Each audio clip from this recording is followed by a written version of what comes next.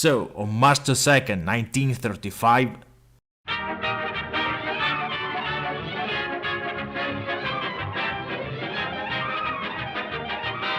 I Haven't Got a Hat, a Fritz-thrilling cartoon from the Melodies series, which would be nothing too special but for its historical context, comes off as a landmark for the studios. In fact, given the disaster that proved to be Buddy's existence, they too must have realized the key to create an original character would be adding talking animals. And even though entertainment was at its dawn in 1935, they were definitely starting to notice a pattern. For instance, the absence of a solid mascot, upon the failure of falsetto-voiced humanoids like Bosco and Buddy that lacked a proper identity. Hence, I Haven't Got a Hat introduces 6 new characters: Beans, a cat wearing overalls, Little Kitty, Oliver Owl, Ham and Eggs, 2 twin puppies, and a stuttering pig. The story is set in an elementary school play, with students making their respective performances. It's definitely not the most creative setup on paper, and Freeling's timing still feels a bit too sluggish, especially when it comes to the big jokes, like during Little Kitty's performance, where she misunderstands the teacher's hints by swapping snow with cornflakes.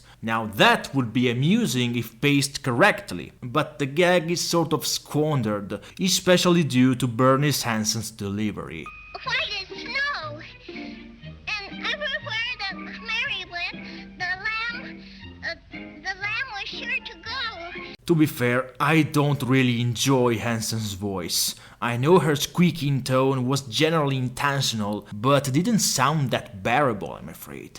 She's very far from my personal preference among Warner's voice actresses. All in all, these plays don't always manage to captivate. However, I do get the main intent of this short. That is to emphasize the awkward register of a school play, because let's face it, school plays are kinda embarrassing. Therefore, if a juvenile performance winds up being awkward, it's because it needs to be awkward, and the short seems to nail that aspect just fine. Nevertheless, that's not even the main event. In fact, it is remembered for that stuttering pig, voiced by Joe Doherty, a real-life stutterer who had to recite a poem with that speech impediment. And believe it or not, the gag of a stuttering pig struggling and sweating while reciting Longfellow's poem worked because of that surreal setting. At long last, the Warner character exhibited a quirk that makes him unique. Looks like they should be writing his full name on their notebook. Who knows, he might become their new mascot soon enough, like Mickey Mouse at Disney or Betty Boop at Fleischer. However, Freeling seemed to have different plans at first. As of that new cast, the real star should have been Beans, as confirmed by his considerable screen time in the short and by a more distinctive presentation gag, in which he's caught with his hands in the jam jar, literally, whereas that pig actually vanishes after his number and does not reappear ever again. In fact, despite the ending climax involves Beans and Oliver Howell, Porky Pig's debut remains the main memory of I Haven't Got a Hat, as if the rest was actually negligible, not worth our attention. Conversely, we should finally be discussing one of the main topics of this dissection: animation. Freeling's 1935 staff is surely filled with important names. Despite its shorts still look featureless, without a precise identity. Roland Hamilton, former Harman and Dyson animator, and Jack King, also director, are the only ones being credited, but those unknown names are the ones who steal the show, such as Bob Clampett, Chuck Jones, Paul Smith, and Bob McKimson, who partially animated Porky's monologue. Retrospectively, it's rather curious to gather such future legends working under another future legend, with each of them arranging their flourishing careers outside Freeling's unit, which also tells a lot about the all-around importance of I Haven't Got a Hat, not only for introducing a future mascot, but also for functioning as some sort of launchpad. Of course, it might not be a particularly good cartoon, but sure is it important. Unfortunately, 1935 remained a pretty unripe year, even for a newly discovered leader like Freeling, whose Merrie Melodies entries, while benefiting from two-strip Technicolor, still rely on stock and drab musical numbers. Again, if I haven't found the school recital as an alibi, the same cannot be stated for the rest. Sure, his contribution has globally been superior to his 1934, but his so-called beaten pupil era can't absolutely compare with his 40s and 50s performance. My green fedora displays a rather slow first act, but once the weasel enters it gets a bit better. The action is developed decently, the ending is solid, but that baby rabbit is really annoying. A long flirtation walk may also be fine with its egg contest, yet the initial musical number was unnecessarily lengthened. Mr. and Mrs. The Name sounds like a desperate attempt to bring Buddy to Technicolor with downright mediocre results. There is barely nothing captivating in this short, unless you count the topless mermaids at the beginning. No joke, they're not even wearing star-shaped bras. Breasts are completely loose, that's actually daring for the time. Little Dutch Plate contains the stock Merrie singing routine, filled with corny 30s choruses, schmaltzy and cutesy NPCs, but the ending is surprisingly bizarre, with some sort of redeeming salty vibes. Billboard Frolics is the umpteenth mediocre musical mess, with billboards and signs dancing to a specific song and a cat chasing a chick. That song happens to be Merrily with Roll Along, also used in the title card, but not as the opening theme yet. I suppose we're going to hear that tune in more than an occasion. Then we have Flowers for Madame, the very first Merrie cartoon in 3-strip Technicolor, upon Disney lost the exclusive a few months earlier. At long last, Warner could afford blue hues alongside red and green. Nevertheless, there isn't much to discuss here either, since it's another middle-of-the-road fluffy-paced short that inevitably borrows a few action scenes from 1932 Flowers and Trees.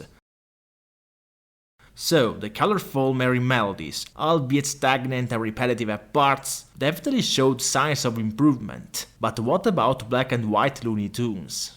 Directors Jack King and Ben Hardaway had a hard time making Buddy less boring, but unexpectedly, they sometimes succeeded. Sporadically of course, but a couple of Buddy shorts have a little more structure than usual. Like Buddy's Pony Express, which isn't too bad. The horse race is structured surprisingly passably, and the glue factory joke is pretty mean-spirited, but it kinda works. Or its one song, his absolute last short, Buddy the Gee Man, in which he investigates a prison and eventually becomes the warden, thus turning it into a so comfortable boarding house that anybody wants to go live in there. This is the better one among his shorts. All in all, it does possess a proper story, a few gags are rather enjoyable like the latter comparison or his failed jailbreak. It's just I don't want to go that far with compliments, but overall it can be considered a fair farewell to an otherwise boring character. In fact, a few passable shorts cannot possibly erase all that forgettable stuff I had to sit through, like the racially insensitive Buddy in Africa, or the entirely directionless Buddy Steps Out, in which Buddy and Cookie go on a date and the photograph of Buddy suddenly comes to life. Don't ask why it happens. The plot feels like thrown together filler, it doesn't know where to go, there is no gag, and overall doesn't even qualify as a Looney Tunes reject. Even though Buddy the Gee Man wasn't as bad, the Buddy era inevitably had to meet its long-awaited epilogue.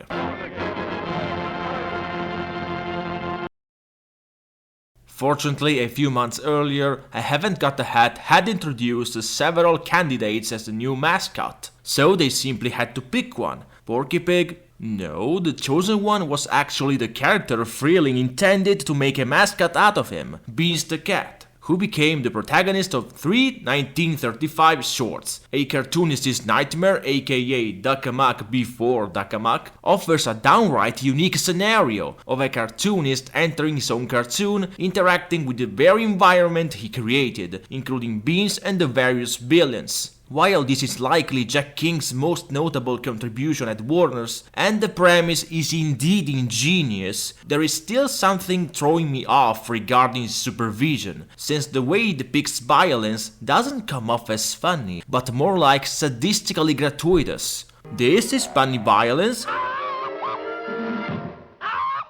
This is violence for its own sake. Furthermore, such an issue would become even more evident in this Donald Duck series, which would be narrowly saved by top-tier animators. Narrowly, not quite. It must have to do with the lack of funny sound effects, maybe it's just my guesswork. On the other hand, Hardaway's Hollywood Capers is a pretty mess short, featuring Hollywood celebrities who represent the joke and nothing else, and Beans dealing with Frankenstein monster, which would sound interesting on paper, but it's quite dull in actuality. The fact of the matter is, Beans, while not as boring as Buddy, still remains a bland mascot that doesn't provide much content, also because Hardaway didn't prove to be an outstanding director. Therefore, what is the ultimate solution? Remember that Porky Pig? Well, let him have some more screen time, and they did, in a Looney short titled Gold Diggers of 49, directed by former Universal member Fred Tex Avery. Upon convincing Schlesinger he had sufficient experience as a director, he became a regular alongside Freeling and King, while Hardaway would move to the writing department. While Beans is technically the protagonist, this time is supported by Porky, now as an adult pig who whoops after eating a hefty sandwich.